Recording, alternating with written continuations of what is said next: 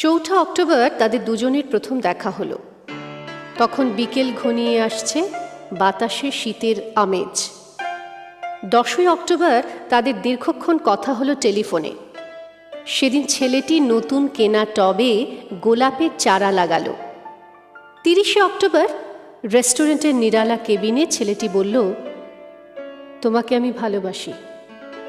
মেয়েটি লজ্জায় মাথা নিচু করে টেবিলে আঁকিবুকি কাটল। 12ই ডিসেম্বর গোলাপ গাছে কুঁড়ি ধরল।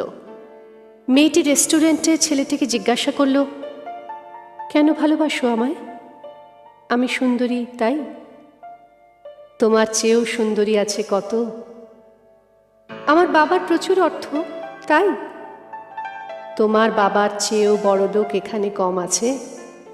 তাহলে ভালোবাসি ভালোবাসি, তাহার আবার কারণ